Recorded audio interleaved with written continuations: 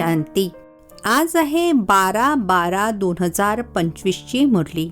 महावाक्य आहे, गोड मुलांनो, सत्य बाबांद्वारे संगमावर तुम्हाला सत्याचे वरदान मिळते, त्यामुळे तुम्ही कधीही खोटे बोलू शकत नाही. प्रश्न आहे, निर्विकारी बनण्यासाठी तुम्हा मुलांना कोणती मेहनत जरूर करायची आहे? उत्तर आहे, आत्मअभिमानी बनण्याची मेहनत जरूर करायची आहे. भ्रुकुटीमध्ये आत्म्यालाच पाहण्याचा अभ्यास करा. आत्मा बनून आत्म्याशी बोला, आत्मा होऊन ऐका. देहावर दृष्टी जाऊ नये, हीच मुख्य मेहनत आहे. याच मेहनतीमध्ये विघ्न पडतात. जितके होऊ शकेल हाच अभ्यास करा की मी आत्मा आहे, मी आत्मा आहे. गीत आहे, ओम नमो शिवाय. ओम शांती. गोड मुलांनो, बाबांनी स्मृती दिली आहे की सृष्टीचे चक्र कसे फिरते. आता तुम्ही मुले जाणता, आपण बाबांकडून जे काही जाणले आहे, बाबांनी जो रस्ता सांगितला आहे, ते दुनियेमध्ये कोणीही जाणत नाही. आपेही पूज्य, आपेही पुजारी याचा अर्थ देखील तुम्हाला समजावून सांगितला आहे. जे पूज्य विश्वाचे मालक बनतात तेच मग पुजारी बनतात. परमात्म्यासाठी असे म्हणणार नाही. आता तुमच्या लक्षात आले आहे की ही तर एकदम बरोबर गोष्ट आहे. सृष्टीच्या आदी मध्य अंताचा समाचार बाबाच ऐकवतात. इतर कोणालाही ज्ञानाचा सागर म्हटले जात नाही. ही महिमा काही श्रीकृष्णाची नाहीये. आता तुम्ही समजता, यांची आत्मा आता ज्ञान घेत आहे. ही वंडरफुल गोष्ट आहे. बाबांव्यतिरिक्त इतर कोणीही समजावून सांगू शकत नाही. असे तर बरेच साधू संत विविध प्रकारचे हठयोग इत्यादी शिकवत राहतात. तो सर्व आहे भक्ती मार्ग. सतयुगामध्ये तुम्ही कोणाचीही पूजा करत नाही. तिथे तुम्ही पुजारी बनत नाही. त्याला म्हटलेच जाते पूज्य देवी देवता होते. आता नाही आहेत. तेच पूज्य मग पुजारी बनले आहेत. बाबा म्हणतात, हे अर्थात ब्रह्मा बाबा देखील पूजा करत होते ना. सारी दुनिया यावेळी पुजारी आहे. नवीन दुनियेमध्ये एकच पूज्य देवी देवता धर्म असतो. मुलांना आता स्मृतीमध्ये आले आहे की ड्रामाच्या प्लॅन अनुसार हे एकदम बरोबर आहे. गीता एपिसोड बरोबर सुरू आहे. गीतेमध्ये फक्त नाव बदलले आहे. जे सांगण्यासाठीच तुम्ही मेहनत करत आहात. 2500 वर्षांपासून गीता श्रीकृष्णाची असल्याचे समजत आले आहेत. आता एका जन्मामध्ये समजतील की गीता निराकार भगवंताने ऐकवली. यामध्ये वेळ तर लागतो ना. भक्तीविषयी देखील समजावून सांगितले आहे. झाड किती विस्तारलेले आहे. तुम्ही लिहू शकता, बाबा आम्हाला राजयोग शिकवत आहेत. ज्या मुलांना निश्चय होतो तर ते निश्चयाने समजावून सांगत देखील राहतात. निश्चय नसेल तर स्वतः देखील गोंधळून जातात. कसे समजावून सांगावे? कुठे गडबड गोंधळ तर होणार नाही ना. अजून काही निर्भय झालेले नाहीत ना. निर्भय तेव्हा होतील जेव्हा पूर्ण देही अभिमानी बनतील. घाबरायला तर भक्ती मार्गामध्ये होते. तुम्ही सर्व आहात महावीर. दुनियेमध्ये तर कोणीही जाणत नाहीत की मायेवर कसा विजय प्राप्त केला जातो. मुलांच्या आता लक्षात आले आहे. पहिले देखील बाबांनी सांगितले होते, मन मना भव. पतित पावन बाबाच येऊन हे समजावून सांगतात. भले गीतेमध्ये शब्द आहेत, परंतु असे कोणी समजावून सांगत नाहीत. बाबा म्हणतात, मुलांनो, देही अभिमानी भव. गीतेमध्ये शब्द तर आहेत ना. पिठातील मिठाप्रमाणे बाबा प्रत्येक गोष्टीविषयी निश्चय पक्का करून घेतात. निश्चय बुद्धी विजयंती. तुम्ही आता बाबांकडून वारसा घेत आहात. बाबा म्हणतात, गृहस्थ व्यवहारामध्ये देखील जरूर राहायचे आहे. सर्वांनी इथे येऊन बसण्याची गरज नाही. सेवा करायची आहे. सेंटर्स उघडायची आहेत. तुम्ही आहात सॅल्वेशन आर्मी, अर्थात मुक्ती सेना. ईश्वरीय मिशन आहात ना. पहिले शूद्र मायावी मिशनचे होता. आता तुम्ही ईश्वरीय मिशनचे बनला आहात. तुमचे खूप महत्त्व आहे. या लक्ष्मीनारायणाची महिमा काय आहे? जसे राजा असतात तसे राज्य करतात. बाकी यांना म्हणणार सर्वगुण संपन्न, विश्वाचे मालक, कारण त्यावेळी इतर कोणतेही राज्य नसते. आता मुलांना समजले आहे विश्वाचे मालक कसे बनावे. आता आपण देवता बनत आहोत, तर मग त्यांच्या समोर डोके कसे झुकणार? तुम्ही नॉलेजफुल बनले आहात. ज्यांना नॉलेज नाही आहे ते डोके टेकवत राहतात. तुम्ही सर्वांच्या ऑक्युपेशनला आता जाणले आहे. चित्र कोणती चुकीची आहेत, कोणती बरोबर आहेत ते देखील तुम्ही समजावून सांगू शकता. रावण राज्याविषयी देखील तुम्ही समजावून सांगता. हे रावण राज्य आहे, याला आग लागत आहे. भंबोरला अर्थात या जुन्या दुनियेला आग लागणार आहे. भंबोर विश्वाला म्हटले जाते. शब्द जे गायले जातात त्यावर समजावून सांगितले जाते. भक्ती मार्गामध्ये तर अनेक चित्रे बनवली आहेत. वास्तविक खरी पूजा होते शिवबाबांची, नंतर मग ब्रह्मा विष्णू शंकराची. त्रिमूर्ती जो बनवतात तो बरोबर आहे. नंतर मग हे लक्ष्मीनारायण बस. त्रिमूर्तीमध्ये ब्रह्मा सरस्वती देखील येतात. भक्ती मार्गामध्ये किती चित्र बनवतात. हनुमानाची देखील पूजा करतात. तुम्ही महावीर बनत आहात ना.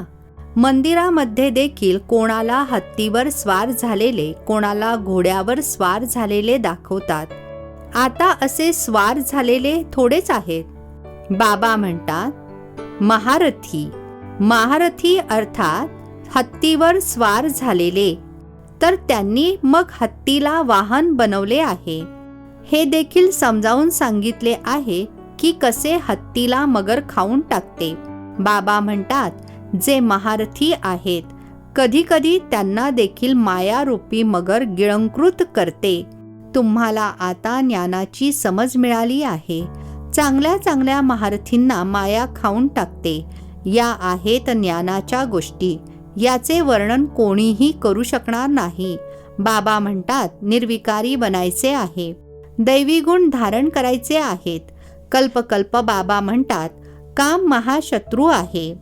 यामध्ये आहे मेहनत. यावर तुम्ही विजय प्राप्त करता. प्रजापित्याचे बनला आहात तर भाऊ बहिणी झालात. वास्तविक तुम्ही खरोखर आत्मा आहात. आत्मा आत्म्याशी बोलते. आत्माच या कानांद्वारे ऐकते. हे लक्षात ठेवावे लागेल. आपण आत्म्याला ऐकवत आहोत, देहाला नाही. खरे तर आपण आत्मे भाऊ भाऊ आहोत. मग आपसामध्ये भाऊ बहिणी देखील आहोत. ऐकवायचे तर भावाला असते. दृष्टी आत्म्याकडे गेली पाहिजे. मी भावाला ऐकवत आहे. भाई ऐकत आहात? हो, मी आत्मा ऐकत आहे. बिकानेरमध्ये एक मुलगा आहे जो नेहमी आत्मा आत्मा असे म्हणून लिहितो. मी आत्मा या शरीराद्वारे लिहित आहे. मज आत्म्याचा हा विचार आहे. माझी आत्मा हे करत आहे. तर हे आत्म अभिमानी बनणे मेहनतीची गोष्ट आहे ना. माझी आत्मा नमस्ते करत आहे. जसे बाबा म्हणतात रुहानी मुलांनो, तर भ्रुकुटीकडे पाहावे लागेल. आत्माच ऐकणारी आहे. आत्म्याला मी ऐकवत आहे. तुमची नजर आत्म्यावर पडली पाहिजे. आत्मा भ्रुकुटीच्या मध्यभागी आहे. शरीरावर नजर पडल्याने विघ्न येतात. आत्म्याशी बोलायचे आहे. आत्म्यालाच पाहायचे आहे. देह अभिमानाला सोडा. आत्मा जाणते. बाबा देखील इथे भ्रुकुटीमध्ये बसले आहेत. त्यांना मी नमस्ते करतो. बुद्धीमध्ये हे ज्ञान आहे की आपण आत्मा आहोत. आत्माच ऐकते. हे ज्ञान यापूर्वी नव्हते. हा देह मिळाला आहे पाठ बजावण्याकरिता, म्हणून देहालाच नाव दिले जाते. यावेळी तुम्हाला देही अभिमानी बनून परत जायचे आहे. हे नाव ठेवले आहे पाठ बजावण्याकरिता. नावाशिवाय कारभार तर चालू शकणार नाही. तिथे अर्थात स्वर्गामध्ये देखील कारभार तर चालेल ना. परंतु तुम्ही सतोप्रधान बनता म्हणून तिथे कोणतीही विकर्म बनणार नाहीत. तुम्ही असे कोणते कामच करणार नाहीत ज्यामुळे विकर्म बनेल. मायेचे राज्यच नाहीये. आता बाबा म्हणतात तुम्हा आत्म्यांना परत जायचे आहे. हे तर जुने शरीर आहे. नंतर मग जाणार सतयुग त्रेतामध्ये. तिथे ज्ञानाची गरजच नाही. इथे तुम्हाला ज्ञान का देतात? कारण दुर्गतीला प्राप्त झालेले आहात. कर्म तर तिथे देखील करायचे आहे, परंतु ते अकर्म होते. आता बाबा म्हणतात, हत कारडे दिल यारडे. आत्मा बाबांची आठवण करते. सतयुगामध्ये तुम्ही पावन असता, त्यामुळे संपूर्ण कारभार पावन असतो. तमोप्रधान रावण राज्यामध्ये तुमचा कारभार खोटा होतो, म्हणून मनुष्य तीर्थयात्रा इत्यादीवर जातात. सतयुगामध्ये कोणीही पाप करत नाही जे तीर्थ इत्यादीवर जावे लागेल. तिथे तुम्ही जे काही काम करता ते सत्यच करता. सत्याचे वरदान मिळाले आहे. विकाराची गोष्टच नाही. कारभारामध्ये देखील खोट्याची गरजच राहत नाही. इथे तर लोभ असल्या कारणाने मनुष्य चोरी फसवणूक करतात. तिथे या गोष्टी घडत नाहीत. ड्रामा अनुसार तुम्ही असे फूल बनता. ती आहेच निर्विकारी दुनिया. ही आहे विकारी दुनिया. संपूर्ण खेळ बुद्धीमध्ये आहे. यावेळीच पवित्र बनण्यासाठी मेहनत करावी लागेल. योग बलाद्वारे तुम्ही विश्वाचे मालक बनता. योग बळ आहे मुख्य. बाबा म्हणतात, भक्ती मार्गातील यज्ञ तप इत्यादी केल्याने कोणीही मला प्राप्त करत नाहीत. सतो रजो तमो मध्ये जायचेच आहे. ज्ञान खूप सोपे आणि रमणीक आहे. मेहनत देखील आहे. या योगाचीच महिमा आहे, ज्याद्वारे तुम्हाला सतोप्रधान बनायचे आहे. तमोप्रधानापासून सतोप्रधान बनण्याचा रस्ता बाबाच सांगतात. इतर कोणीही हे ज्ञान देऊ शकणार नाही. भले कोणी चंद्रापर्यंत जातात, कोणी पाण्यावरून चालत जातात, परंतु तो काही राजयोग नाही आहे. नरापासून नारायण तर बनवू शकत नाहीत. इथे तुम्ही समजता आपण आदी सनातन देवी देवता धर्माचे होतो, जे आता पुन्हा बनत आहोत. स्मृती आली आहे. बाबांनी कल्पापूर्वी देखील हे समजावून सांगितले होते. बाबा सांगतात, निश्चय बुद्धी विजयंती. निश्चय नसेल तर ते ऐकायला येणारच नाहीत. निश्चय बुद्धीचे मग संशय बुद्धी देखील बनतात. खूप चांगले चांगले महारथी देखील संशयामध्ये येतात. मायेचे थोडेसे वादळ आल्याने देह अभिमान येतो. हे बाप दादा दोघेही कंबाईंड आहेत ना. शिवबाबा ज्ञान देतात आणि मग निघून जातात, किंवा काय होते कोण सांगू शकेल? बाबांना विचारा, तुम्ही नेहमीच इथे असता की निघून जाता? बाबांना तर हे तुम्ही विचारू शकत नाही ना. बाबा म्हणतात, मी तुम्हाला रस्ता सांगतो पतितापासून पावन होण्याचा. येतो जातो. मला तर खूप कामे करावी लागतात. मुलांकडे सुद्धा जातो. यांच्याद्वारे कार्य करून घेतो. यामध्ये कोणताही संशय येऊ देऊ नका. आपले काम आहे बाबांची आठवण करणे. संशय आल्याने कोसळतात, अर्थात अधोगती होते. माया जोरात थप्पड मारते. बाबांनी सांगितले आहे, अनेक जन्मांच्या अंताच्या देखील अंतामध्ये मी यांच्यामध्ये अर्थात ब्रह्मा बाबांमध्ये येतो. मुलांना निश्चय आहे, खरोखर बाबाच आपल्याला हे ज्ञान देत आहेत. इतर कोणीही देऊ शकणार नाही. तरीही निश्चय असून देखील कित्येक जण कोसळतात, अर्थात पतन होते. हे बाबाच जाणतात. तुम्हाला पावन बनायचे असेल तर बाबा म्हणतात, मामेकम अर्थात मज एकाची आठवण करा. बाकी कोणत्या गोष्टींमध्ये जाऊ नका. तुम्ही या अशा गोष्टी करता तेव्हा लक्षात येते पक्का निश्चय नाही आहे. पहिले या एका गोष्टीला समजून घ्या, ज्यामुळे तुमची पापे नष्ट होतात. बाकी फालतू गोष्टी करण्याची गरज नाही. बाबांच्या आठवणीने विकर्म विनाश होतील, मग इतर गोष्टींमध्ये का येता? बघा, कोणी प्रश्नोत्तरांमध्ये गोंधळून जात असेल तर त्याला बोला की तुम्ही या गोष्टींना सोडून एका बाबांच्या आठवणीमध्ये राहण्याचा पुरुषार्थ करा. संशय आला तर शिक्षण सोडून देईन, मग काहीच कल्याण होणार नाही. नाडी पाहून समजावून सांगायचे आहे.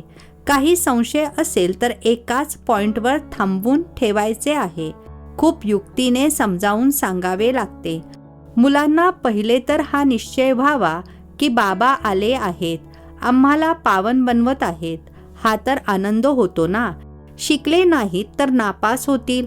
त्यांना मग आनंद तरी कशाला होईल? स्कूलमध्ये शिक्षण तर एकच असते. मग कोणी शिकून लाखो रुपये कमाई करतात, कोणी 5-10 रुपये कमवतात. तुमचे एम ऑब्जेक्टच आहे नरापासून नारायण बनणे. राजाई स्थापन होत आहे. तुम्ही मनुष्यापासून देवता बनणार. देवतांची तर मोठी राजधानी आहे. त्यामध्ये उच्चपद प्राप्त करणे ते तर अभ्यास आणि वर्तणुकीवर अवलंबून आहे. तुमची वर्तणूक खूप चांगली असली पाहिजे. बाबा अर्थात ब्रह्मा बाबा आपल्यासाठी देखील म्हणतात, आता कर्मातीत अवस्था बनलेली नाही आहे. आपल्याला देखील संपूर्ण बनायचे आहे. आता अजून बनलेलो नाही आहोत. ज्ञान तर खूप सोपे आहे. बाबांची आठवण करणे देखील सोपे आहे, परंतु जेव्हा करतील तेव्हा ना. अच्छा, गोड गोड खूप खूप वर्षांनंतर भेटलेल्या मुलांप्रती मात पिता बापदादांची प्रेमपूर्वक आठवण आणि सुप्रभात. आत्मिक पित्याचा आत्मिक मुलांना नमस्ते. आम्हा आत्मिक मुलांचा आत्मिक पित्याला नमस्ते. धारणेसाठी मुख्य सारांश आहे. पहिला पॉइंट आहे, कोणत्याही गोष्टीमध्ये संशय बुद्धी बनून शिक्षण सोडायचे नाही. पहिले तर पावन बनण्याकरिता एका बाबांची आठवण करायची आहे. इतर गोष्टींमध्ये जायचे नाही. दुसरा पॉइंट आहे, शरीराकडे दृष्टी गेल्याने विघ्न येतात, म्हणून भ्रुकुटीमध्ये पाहायचे आहे. आत्मा समजून आत्म्याशी बोलायचे आहे. आत्मअभिमानी बनायचे आहे. निर्भय बनून सेवा करायची आहे. आजचे वरदान आहे, सदैव बाबांच्या अविनाशी आणि निस्वार्थ प्रेमामध्ये लवलीन राहणारे माया प्रूफ भव. सदैव बाबांच्या अविनाशी आणि निस्वार्थ प्रेमामध्ये लवलीन राहणारे माया प्रूफ भव. स्पष्टीकरण आहे, जी मुले नेहमी बाबांच्या प्रेमामध्ये लवलीन राहतात त्यांना माया आकर्षित करू शकत नाही. जसे वॉटरप्रूफ कपडा असतो तर त्यावर पाण्याचा एक थेंब सुद्धा टिकत नाही, असे जे लगनमध्ये अर्थात प्रेमामध्ये लवलीन राहतात ते माया प्रूफ बनतात. माया कोणत्याही प्रकारचा वार करू शकत नाही, कारण बाबांचे प्रेम अविनाशी आणि निस्वार्थ आहे. याचे जे अनुभवी बनले आहेत ते अल्पकाळाच्या प्रेमामध्ये अडकू शकत नाहीत. एक बाबा आणि दुसरा मी, दोघांच्या मध्ये तिसरा कोणीही येऊ शकत नाही. स्लोगन आहे, न्यारा प्यारा अर्थात अलिप्त आणि प्रेमळ होऊन कर्म करणाराच सेकंदामध्ये फुलस्टॉप लावू शकतो. न्यारा प्यारा अर्थात अलिप्त आणि प्रेमळ होऊन कर्म करणाराच सेकंदामध्ये फुलस्टॉप लावू शकतो. अव्यक्त इशारे, आता संपन्न अथवा कर्मातीत बनण्याचा ध्यास धरा.